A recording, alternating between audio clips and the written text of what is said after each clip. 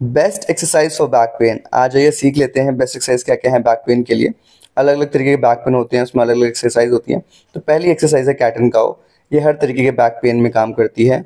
इसे करने का तरीका क्या है, अपनी बैक से आर्च बनाइए और फेस ऊपर करते हुए सांस भरिए और स्पाइन को राउंड करते हुए आपको सांस छोड़नी है।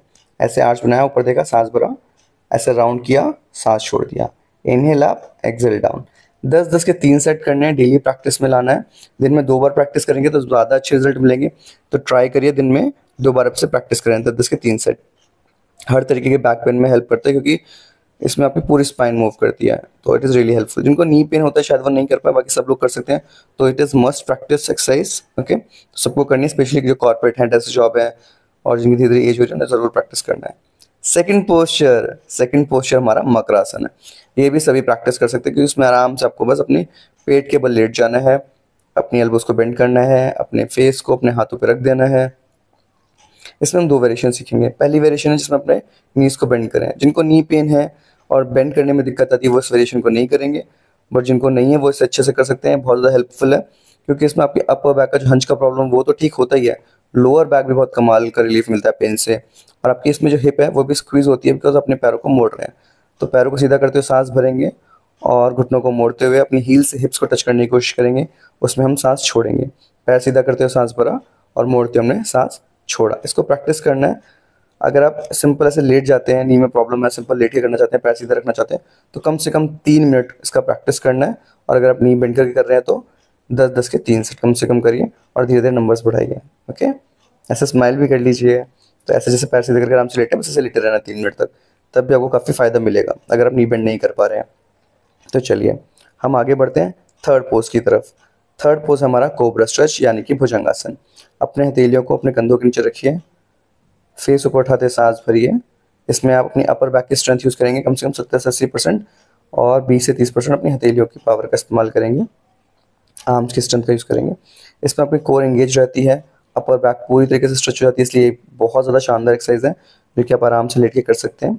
अपने पैरों में जो गैप है वो आपने करना है अपने बैक पेन के हिसाब से। अगर पास रखने में ज़्यादा दर्द हो रहा है तो आप पैरों को थोड़ा खोल के आराम से करिए, रिलैक्स रहेगा। एल्बोज थोड़ी सी बेंडी रहती हैं और अपने अपर बैक की स्ट्रेंथ यूज़ करनी है। नहीं हो पा रही शुरुआत में, आप बिगनर है तो 10 से 20 सेकंड का होल्ड करिए और हाथों की स्ट्रेंथ ज़्यादा यूज़ कर लीजिए।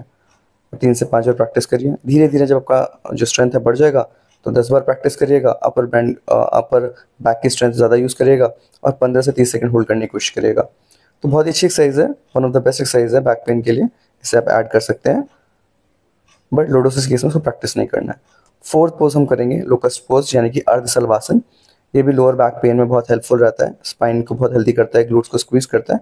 अपने एक पैर को ऊपर उठाना, सांस भरना है, पैर नीचे करते सांस छोड़ना, बहुत ही सिंपल है। अपने हथेलियों को अपने पैरों के नीचे रख लिया, फिर अपने पैरों को उठाया। यह है डायनामिक वे। दूसरा होता है स्टैटिक वे, होल्ड करने वाला। तो उसमें हम 15 से 30 सेकंड तक पैर को उठा के होल्ड करते हैं। 10-10 के 3 सेट हम करेंगे। अगर हम ऊपर नीचे कर रहे हैं और होल्ड कर रहे हैं तब भी हम 3-3 करेंगे 10-10 सेकंड के होल्ड के साथ। अब हम सीखेंगे लोडोसिस वाली एक्सरसाइज। अभी हमने सीखा था जब हमारी बैक में स्पाइन जो है बाहर की तरफ आ जाए। लोडोसिस में क्या होता है, स्पाइन अंदर चली जाती है। उस केस में कौन सी एक्सरसाइज करते हैं, ये वाली एक्सरसाइज करते हैं दोस्तों। अपने नीज को बेंड करते हैं, अपने पैर के पंजों को पकड़ते हैं, अपने पेट को थाई पर रखते हैं और धीरे धीरे पैर को सीधा करने की कोशिश करते हैं। इससे आपकी जो लोअर बैक है वो बाहर की तरफ निकलेगी जो अंदर चली गई है। तो लोडोसिस केस में ये वाली एक्सरसाइज बहुत ज़्यादा हेल्पफुल होती है। तो मैंने कहा ना हम सारी बैक पेन के लिए सीखेंगे। सेकंड एक्सरसाइज है जो लोडोसिस के लिए हम करते हैं वो है डाउनवर्ड डॉग यानी अधोमुख स्वानासन। उसकी प्रैक्टिस करेंगे। आराम से अपने पैरों को उठा लीजिए, कंधों को अंदर की तरफ पुश करिए, नीज को थोड़ा सा बेंड कर लीजिए। अब इन पोस्चर्स में नीज बेंड नहीं होते, बट हम क्यों कर रहे हैं, ताकि हमारी लोअर बैक अपलिफ्ट हो। इस पोस्चर को आप 1 मिनट तक होल्ड करने से शुरू कर सकते हैं और 5 मिनट तक लेके जाइए। बहुत ही ज़्यादा फायदा मिलेगा अगर आपकी लोअर बैक अंदर चली गई है और आपको बाहर उठानी है। लेट जाते हैं लोअर बैक, कमर जबकि है ज़मीन पर टच नहीं हो पाती, उस केस में बहुत ही अच्छा रहता है।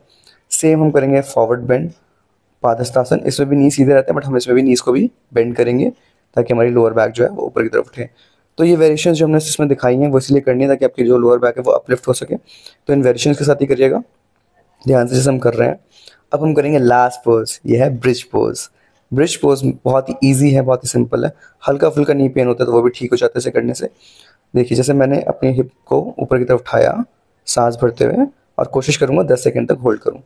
धीरे धीरे इसको आपको 30 से 60 सेकंड तक लेके जाना है बहुत ही कमाल की एक्सरसाइज है, किसी भी तरीके की बैक पेन है बहुत हेल्पफुल रहती है। तो ये अमेजिंग एक्सरसाइज है कैट एंड काउ के बाद, जो हर तरीके की बैक पेन में हेल्पफुल रहती है। तो सांस भरते ऊपर, सांस छोड़ते नीचे। आप इसको लगातार रिपीट भी कर सकते हैं 10 से 15 बार अगर आप होल्ड नहीं कर पा रहे हैं, बट होल्ड प्रैक्टिस करिए अगर आप बैक पेन के लिए कर रहे हैं। बहुत ही अमेजिंग रिजल्ट मिलेंगे आपको। Thank you so much for watching, thank you. ये अभी आप स्क्रीन पर डिटेल्स देख रहे हैं, हमें